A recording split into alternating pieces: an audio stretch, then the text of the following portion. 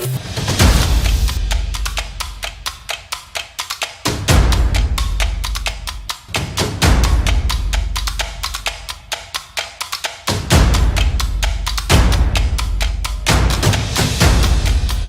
teman-teman semua, Ya. selamat datang di JDcast. JDcast merupakan sebuah karya dari tim bantuan Sinar Duta yang membahas tentang trivia dan juga trending topik yang sedang hangat saat ini. Nah, di sini saya sama Guna, staf alam dari tim bantuan Sinar Duta, HI ke-29. Sekarang didampingi senior kami, yaitu senior Pius Gardia dari Angkatan 23. Halo dok. Ya, malam, halo. Gimana dok, kabarnya dok sekarang dok? Ya, syukurnya baik-baik ya. Ini Guna gimana? Ya, Sama saya teman-teman. sehat juga dok. Ya, semua Ya, teman juga mudah-mudahan sehat sehat. selalu ya. Ya, Iya. mudah-mudahan ya. Sekarang, dokter, sekarang ada kesibukan apa Ya, nih dok? kesibukan sih sementara ya kerja di klinik, terus juga di rumah ada usaha dari bapak itu ya saya sambilan lah di rumah sama di klinik sementara. Oh, berarti Itu ini aja sih kaitannya. ya. Terima kasih untuk kesempatannya hadir kali ini dok. Nih dok, di sini Iya, iya. kami akan membahas dok trivia yang kemarin, trivia ke-129 tentang alat-alat apa saja sih yang diperlukan saat melakukan hacking. Nah, di sini dari saya sendiri dok ingin bertanya dok. Nah, menurut dokter ini hacking itu kegiatan yang seperti apa nih dok? Ini menurut saya ya, kalau disclaimer dulu, ini kan saya kan bukan ahli, maksudnya hanya penghobi yang suka cari tahu, ngulik istilahnya ya. Kalau hiking menurut saya itu kan salah satu kegiatan dari kegiatan outdoor atau luar ruangan. Itu kan hiking kegiatan apa ya istilahnya? Kalau bagi saya, menurut saya itu rekreasi di mana kan perjalanan jauh di alam, tapi di mana beda sama trekking. Kalau hiking itu yang tempat atau jalurnya itu yang sudah istilahnya sudah resmi. Jadi sudah ada yang kelola, entah itu taman nasional atau swasta kalau hiking. Jadi ada jalurnya itu ada ya jelas lah jalurnya jelas, kemudian ada pos-pos istirahat. Kalau trekking beda dari durasi juga, hiking itu kan dia lebih pendek ya istilahnya dibanding trekking. Kalau trekking dia lebih lama ya, bisa 5 hari atau sampai seminggu, dan juga jalurnya kadang-kadang dia harus buka jalur gitu ya. Kegiatan outdoor, rekreasi di alam, jalan jauh, itu sih menurut saya. Mungkin kalau menurut teman-teman atau ahli ada yang beda-beda mungkin ya, menurut saya seperti itu. Ya, berarti dari jalur-jalurnya itu dok nih Ya, sudah ada ya, sebelumnya seperti mendaki itu mungkin misalkan dok. ya, seperti mendaki ya. Istilahnya itulah kegiatan luar ruangan, dia di alam, kemudian ada kegiatan berjalan jauh ya, mendaki. Iya, seperti itulah di gunung, taman nasional gitu. Iya dok. Nah di sini terkait trivia kami dok akan membahas dok.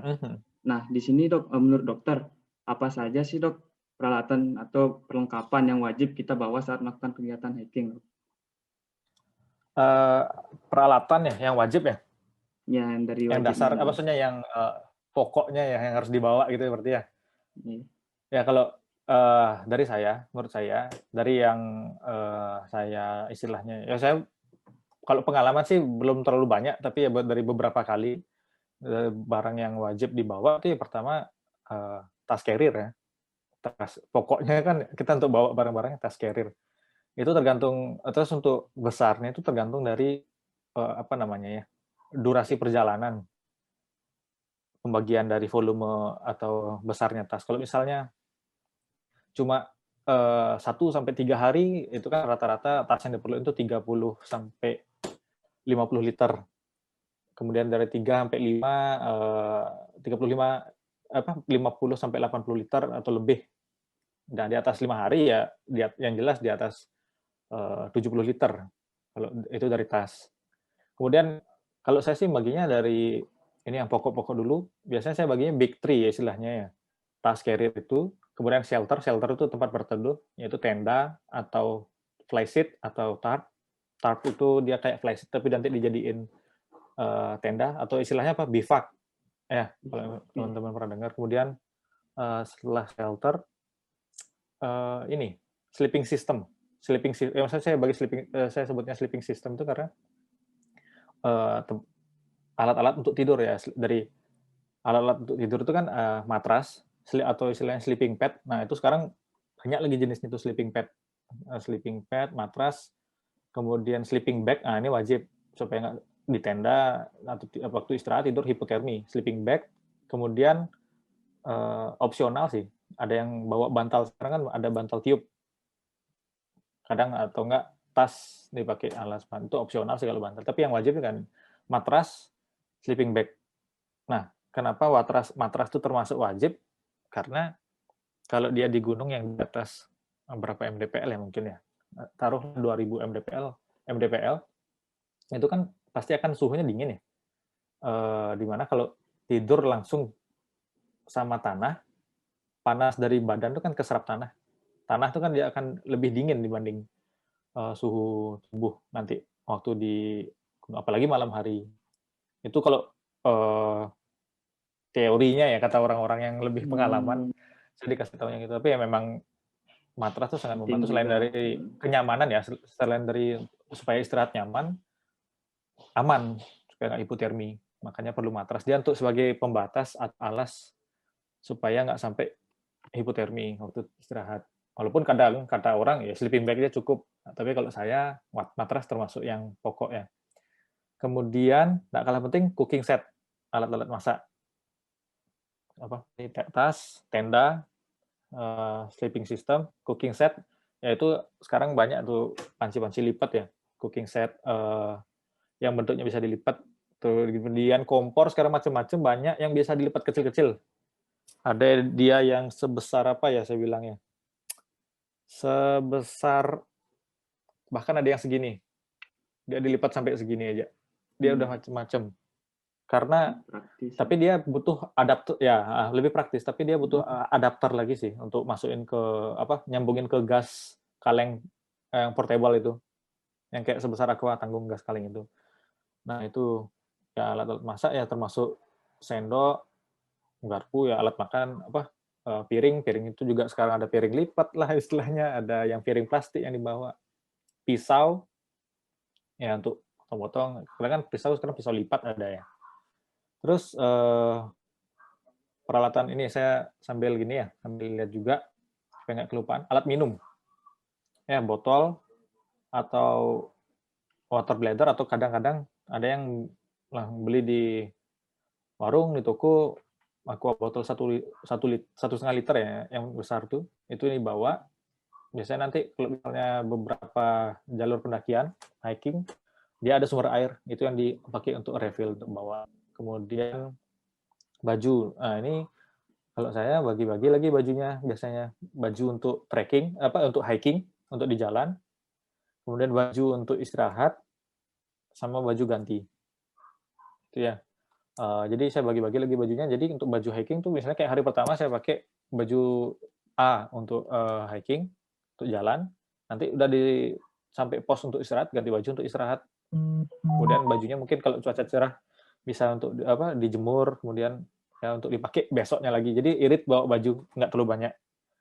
Kemudian baju, kemudian jaket wajib, kaos kaki, baju, jaket, kaki, kupluk, apa istilahnya? Beni, topi kupluk. Ya, topi. Ya, kadang sekarang ada buff yang selain itu juga bisa dipakai untuk selendang. Kemudian lain-lain elektronik, ya itu ada kamera, kadang kan pakai dokumentasi kan, ya siapa sih yang nggak mau kegiatannya didokumentasiin kan, untuk pribadi lah, atau untuk di posting lah, pasti elektroniknya, power bank, kemudian navigasi sih. Kalau navigasi sih, ya istilahnya untuk jaga-jaga ya kalau saya. Tapi sebenarnya kalau pengalaman saya sih nggak pernah bawa, cuma orang-orang ada aja yang bawa minimal kompas. Tapi sebenarnya kalau jalur-jalur hiking itu karena resmi, jelas, ya seharusnya aman kalau mengikuti aturan yang ada.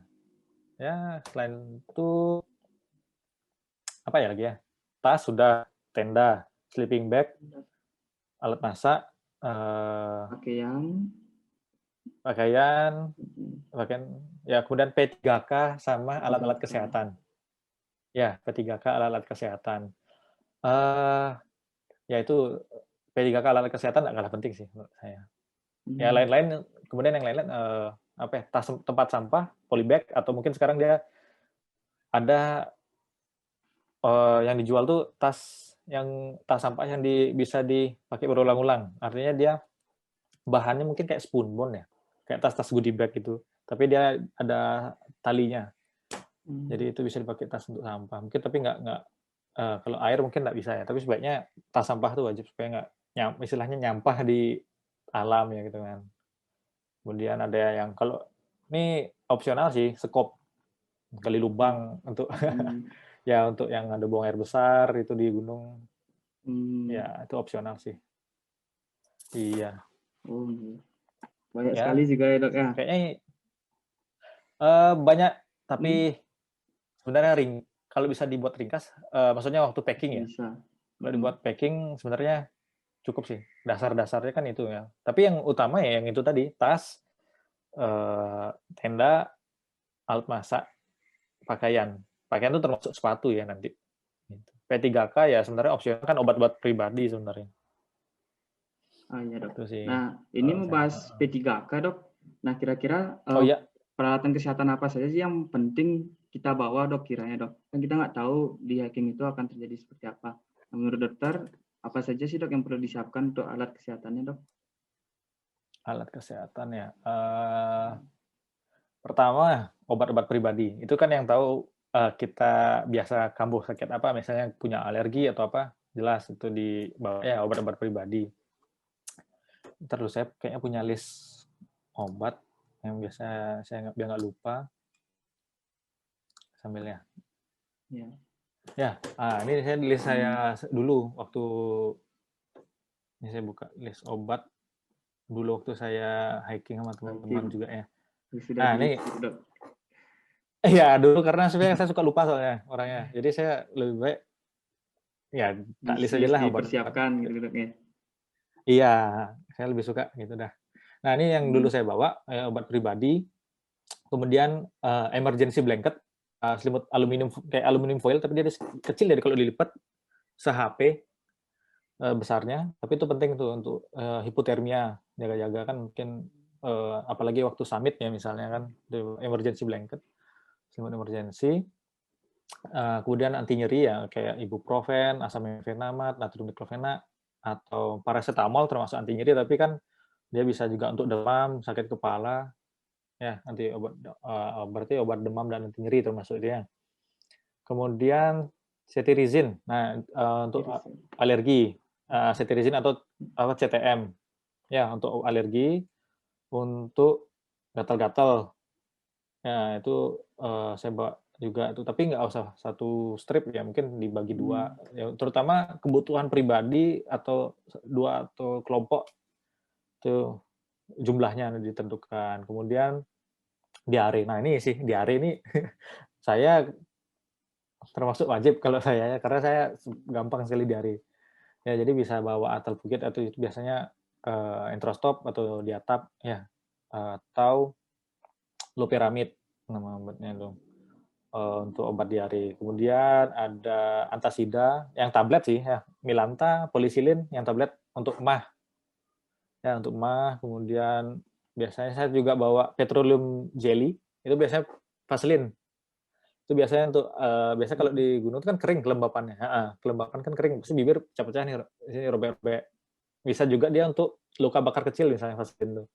Kena minyak waktu masak atau kena kompor, kena orek atau gesekan biasanya di sepatu ada bulan nanti kalau terlalu gesek itu pakai Vaseline bisa tuh. Kemudian elastic bandage itu opsional sih sebenarnya. Karena kan kalau kita kan pasti kalau hiking bawa apa namanya ya? Slayer. Ya, Slayer TBM. Ya, atau mitela. Ya, itu opsional sih elastic bandage. Ada yang mungkin karena dia sebelumnya mungkin sering cedera, pengalaman sering cedera mungkin dia bawa. Kalau saya dulu bawa elastic bandage, Slayer juga pasti bawa ya. Ya, apa lagi ya? Tadi obat-obatnya yang ini emergency blanket, anti demam, anti nyeri, alergi, diare, mah, luka bakar, luka kering-kering gitu, cedera. Oh ya, luka-luka, perawatan luka-luka itu kasa dikit sih bawanya, kasa secukupnya. Boleh betadine dibawa, yang betadine yang kecil itu kan ada tuh, betadine kemasan Ya, kecil atau alkohol swab, kemudian juga plester, plester yang kecil aja yang coklat, kemudian atau yang Hansaplast itu untuk yang luka-luka apa, lecet kecil Hansaplast, atau mungkin, Hipavix, apa ya istilahnya Hipavix, fix untuk dressing luka yang plaster. mungkin iya plesternya itu yang dikemas supaya nggak usah satu gulung ya dipotong seberapa kira-kira. Ya itu untuk perawatan luka-luka kecil sih. Tuh, apalagi ya, sisanya opsional sisanya kalau yang saya punya list dulu. Saya ada tolak angin, hobi biar anget, tolak angin, Oke. ada ya antimo, tapi itu di perjalanan sih antimo, di Menitrinat itu, Ya, jadi perjalanan. Ada opsional dan juga tergantung dari kebutuhan pribadi dok ya. Nah di sini juga ya dok, paling pertama sih kebutuhan gimana?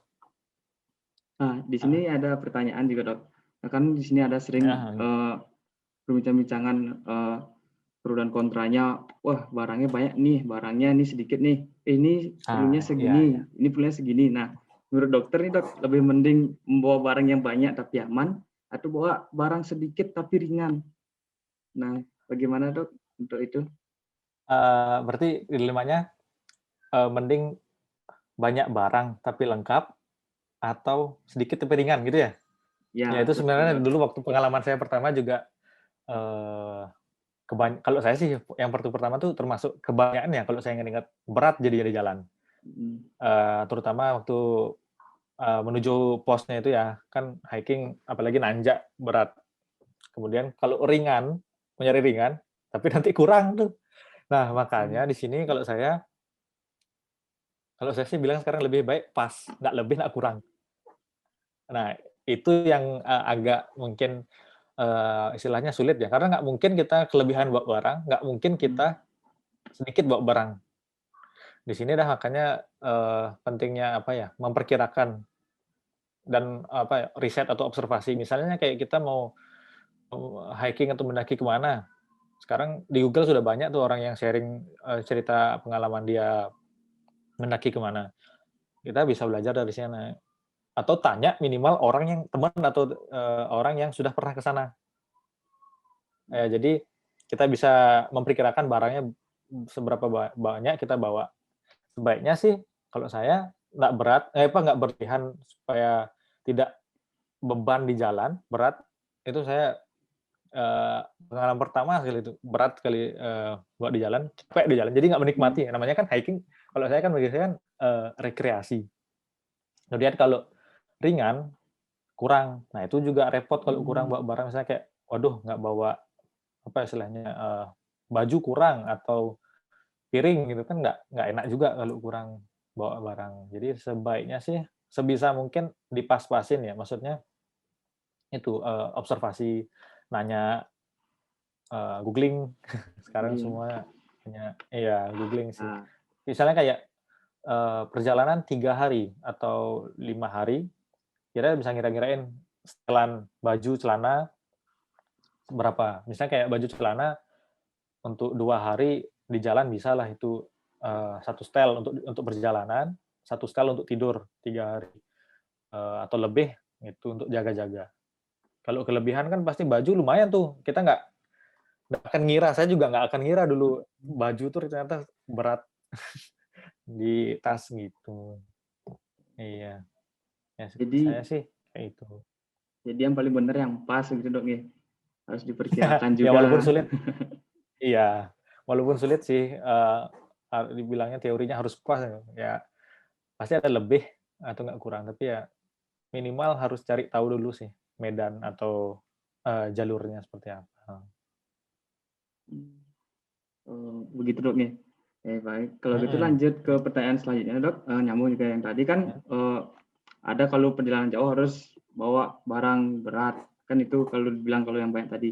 Nah, di sini bagaimana dok, kira-kira pentingkah persiapan fisik sebelum melakukan kegiatan hiking ini dok?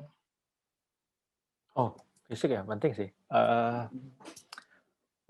Persiapan fisik ya, kalau saya wajib sih, latihan fisiknya. Jadi karena kan, eee, kegiatan yang bukan jalan-jalan ya, beda sama traveling ya. Kita kan, Mhm. istilahnya ke alam, ke Mmm, medan yang tidak biasanya mendaki ya, istilahnya agak berat, apalagi di bawah ditambah kita bawa tas carrier yang berat pasti di atas 10 kilo rata-rata ya, kecuali yang memang dia mau ringan sekali, diringkasin segini bisa sah-sah aja, asal dia nyaman dan aman. Ya itu ada, mmm, istilahnya kayak golongan orang yang memang suka dia bawa ringan-ringan, tapi dia alatnya juga khusus-khusus pastinya. khusus-khusus, iya. Nah kalau persiapan fisik, ya kalau saya sih paling minimal 1 bulan sebelumnya sih, walaupun saya nggak tahu, ini ya, teori persiapan latihan fisik untuk pendaki itu, minimal dia harus olahraga apa, dan jangka waktunya seberapa. Tapi kalau saya, eee, paling minimal 1 bulan sebelumnya jogging, eee, seminggu mungkin 3 sampai 4 kali ya, ya lebih bagus, kemudian juga jaraknya juga jogging yang nggak 2 kilometer udah berhenti, habis itu makan lanjut makan kayaknya, nggak sih, tapi intensitasnya tetap perlu diperhatikan ya. Misalnya kayak jogging 5 kilo minimal seminggu 3 sampai 4 kali, kemudian ditambah semakin lama semakin ditambah jaraknya, kemudian juga mungkin bisa diselingin sama apa ya, berenang. Kalau ada yang suka berenang, berenang juga bagus. Istilahnya Mmm, supaya nanti di jalan bawa barang nggak kuat ngos-ngosan, juga. nggak berat juga. Iya, jadi karena kan supaya kita sendiri nggak beban, terus juga kelompok, nggak repot. Karena kan walaupun nanti, mungkin ada teman-teman bilang, "Nggak apa-apa, ayo, nggak apa-apa," tapi kan kita sendiri yang nggak enak nanti sama temannya. Eee, apa namanya, istilahnya jadi beban temen Mhm. kasarnya. Ya kayak saya dulu persiapan kurang, tapi karena, eee, niat Niatnya berangkat, besar. ya jadinya itu udah ya jadinya ya di jalan yang ngos-ngosan. Oh, Jadi nggak bisa ngimbangi, fisik teman-teman. Jadi teman-teman sudah di depan jauh, saya masih pelan. Jadi jalan dikit, istirahat, jalan dikit, istirahat. Walaupun nyampe sih, cuma kan, nggak enak, gitu. mmm, Ya, jadi fisik perlu.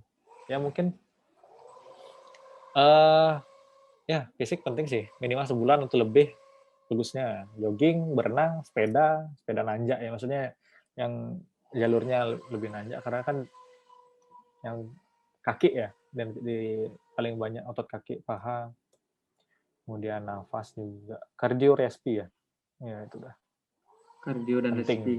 Iya. Berarti perlu Kalau saya dan penting. juga penting juga dok ya Iya, kalau saya untuk sih persiapan fisik. Baik dok. benar, penting sekali sebenarnya. Jadi Heeh. di sini untuk ada pertanyaan terakhir juga dok. Ada nggak Mhm. dok tips-tips sebelum melakukan berkegiatan hiking ini dok? Dari dokter sendiri nih. Tips-tipsnya? Ya pasti banyak ingin tahu Berarti nih kan ini dokter sering juga ya. Dok. enggak, kalau kalau masalah lebih sering sih masih banyak, senior-senior lebih banyak. Itu kan, Hmm, Dokter Eri Oktadiputra, tahu, Dokter Dwijo, oh, Dokter Dwi Kurnia, Dokter Sinar, itu kan sebenarnya lebih, banyak pengalamannya ya. Ini kalau yang hmm, dari pengalaman saya aja ya. iya dok. Tips-tipsnya pertama, itu udah latihan fisik, kemudian, persiapan untuk cari tahu jalur, apa namanya, medan yang mau dituju, nggak kalah penting selain observasi jalur, sumber air. Sumber air. Kita cari tahu sumber airnya, cari tahu sumber airnya di sana gimana. Misalnya kayak yang di Semeru itu kan danau, di pos, Danau Ranakumbolo, kemudian Hmm, di Rinjani juga ada beberapa pos sumber air. Jadi kita bisa memperkirakan kita bawa air perjalanan berapa liter. Jadi kalau misalnya,